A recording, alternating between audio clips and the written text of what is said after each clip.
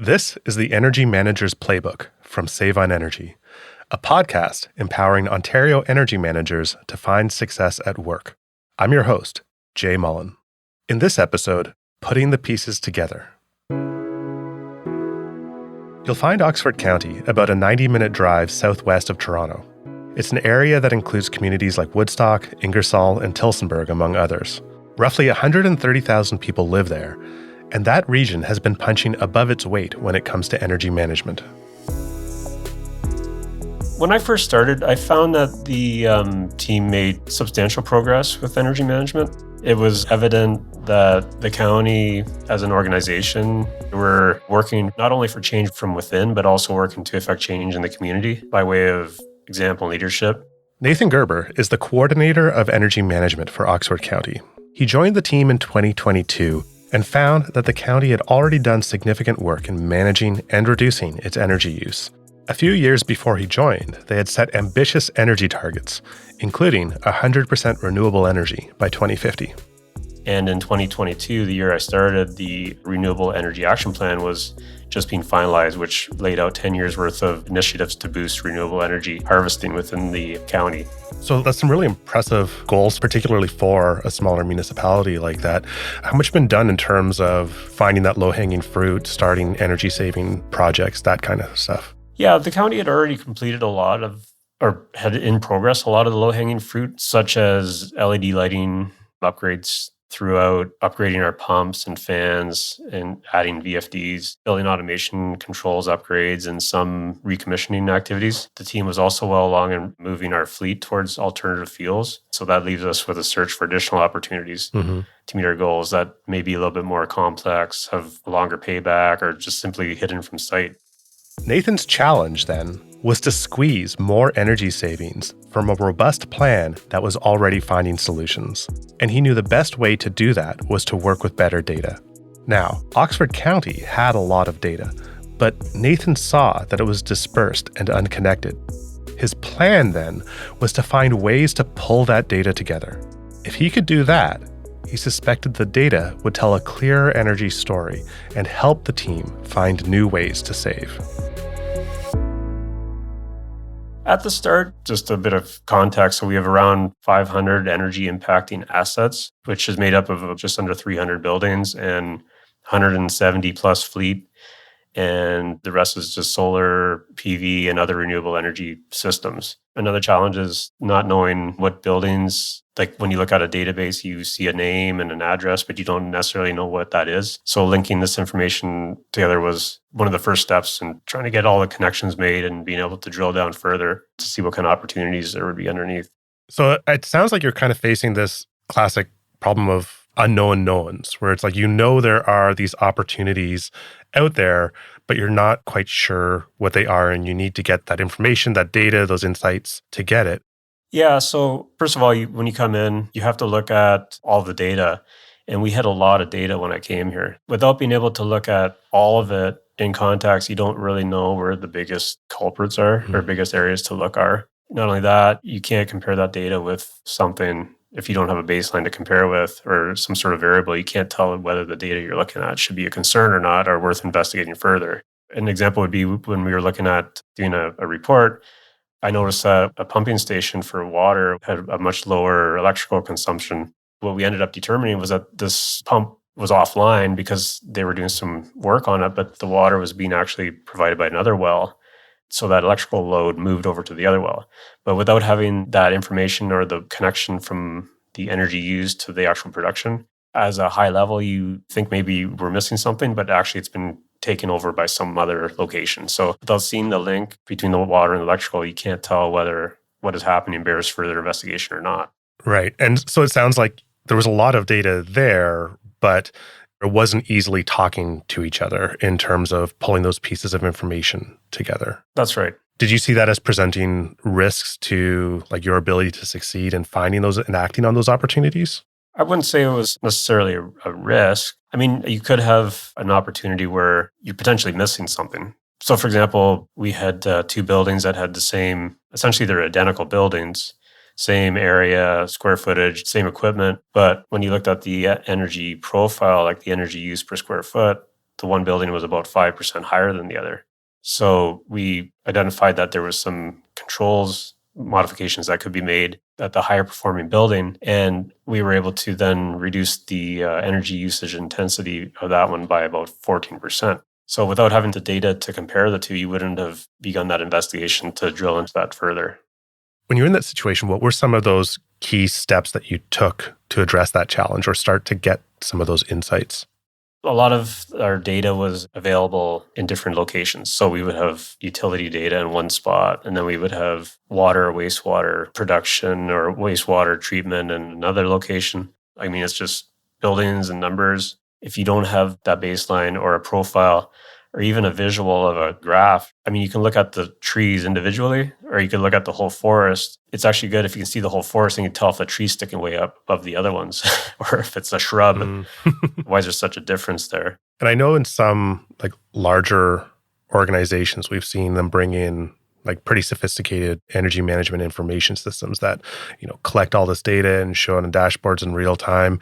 But what was your approach in a smaller organization? Like, how did you go about starting to bring that data together?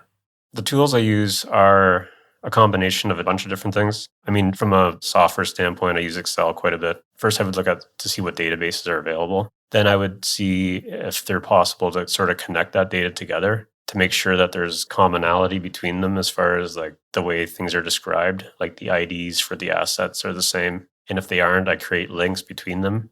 So I'm not sure if I'm getting too technical, but... Well, I'm just curious, like you said, if the IDs for the assets are the same, but like, what does that mean? Okay, so when I talk about asset ID, I would have a database with all our electrical data, and it would have like the account number and a building, I guess, name or address that's on the utility bill.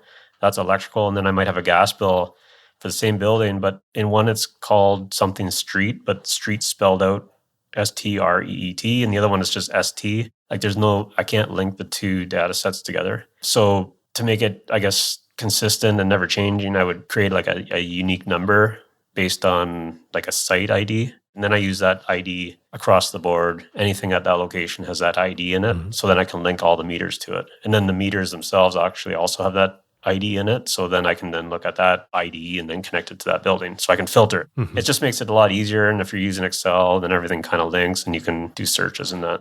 So that's what it means. Just get a common ID that you can link things together. So it sounds like bringing all these together and now you have this connection between all these data points for the facilities. Were there any early insights that came from seeing all that data in one place, connected in that way? The biggest benefit, I would say, once you have the data is you are able to start prioritizing areas that you're going to look at. Because at the end of the day, you don't have all the time in the world and you're trying to provide the best value and best benefit to your efforts to save energy. So being able to prioritize based on having that data is essential. Otherwise, you might be looking at a project that really takes as much effort and potentially cost to implement, but it's really not going to have as much benefit.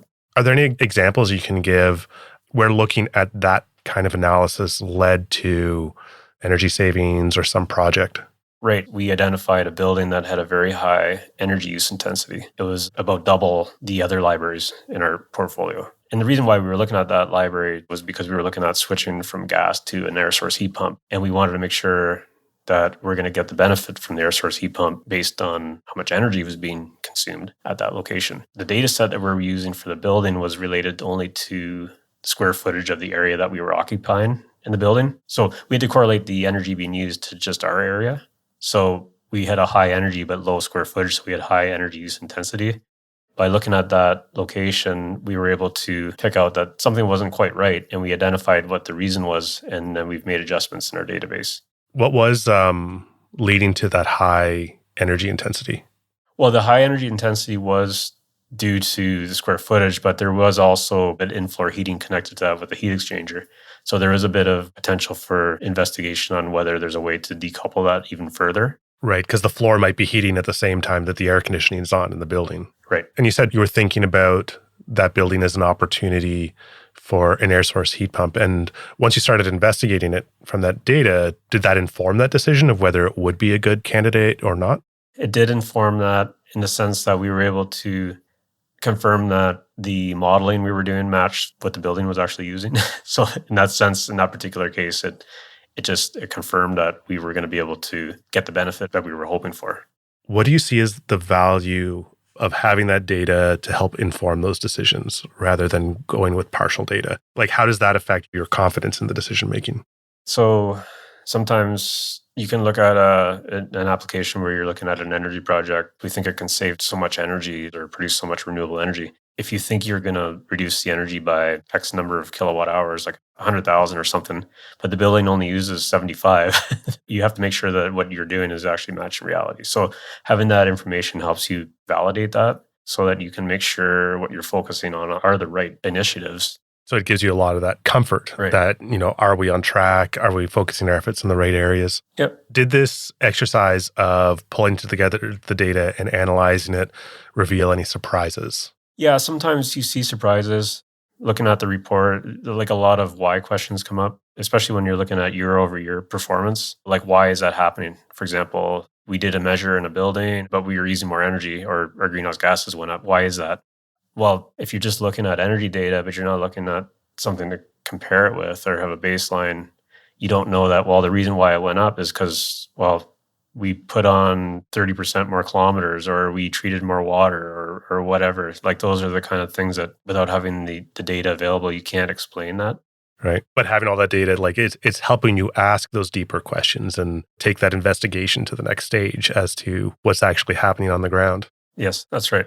What were some of the results that Oxford County's seen coming out of these efforts? Well, probably one of the biggest things was just being able to do our annual energy report. And all of this data also ties into our energy management plan. Also, we have recently commenced a green team, an energy team at Oxford County. Mm-hmm. And this cross-departmental team will be able to look at this data broken down by department. What we're expecting is that through the insights from the team members, they'll be able to even identify even more opportunities within that data. One of the things about this process that I found interesting is we see a lot of energy managers who are in a similar position where they're in an organization and they have data available, but there aren't those systems in place to really bring it all together and do that analysis and give those insights. What advice would you give to energy managers that find themselves in that situation? Start at a high level. Look at what information you actually have. Utility bills are a great way to get that information. If you have, if fleet is part of your portfolio and you're looking at that also, get those fuel bills. If you can get information off of the vehicles, like their odometer readings, that's also a good start. Then build your database from the highest and work your way down from there. Make sure your database has the ability to be linked together somehow using, like I mentioned before, consistent IDs, getting a handle on that, and then build a hierarchy of your assets, break it down by activity type, and then usage, and from that, and move on from there. Mm-hmm. And once you have that data, focus on where you think the highest areas are. And if you're able to determine whether they're performing okay or not, or within reason, then move on to the next one. Right. So starting with that high level data really helps you focus those efforts and make sure you're getting the most bang for your buck when you do start diving deeper and looking for more information. Yeah, exactly. We often hear about these big, sophisticated energy management information systems, pulling in information from hundreds of submeters, displaying data on dashboards, some even using AI to pull insights or alert operators that something's off. And those can be hugely valuable tools. But I've known many energy managers who've banged their head against the wall trying to get an expensive data management system approved. Nathan's story is a great reminder that we can still do a lot of good work with what we have in front of us. Good energy management starts with good data, and good data starts with a plan. The trick to finding clues and connections, to investigate things that look a bit off, to deduce important insights, and to find opportunities is to make sure the data you have is data that actually tells a bigger story. And here's the thing. Demonstrating the value of energy data by working with what you have can not only lead to savings, it builds the case for more metering and better systems down the road. And when you do get there, you've already developed the practice of using that data effectively. And now you're really putting the pieces together. Thanks to Nathan Gerber and Oxford County. That's it for this episode.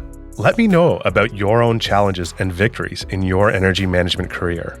Find an email address in the show notes to this episode and find a link to the Save on Energy website where you can learn more on how to improve your energy management practices. I'm Jay Mullin, and this is the Energy Manager's Playbook, a podcast from Save on Energy.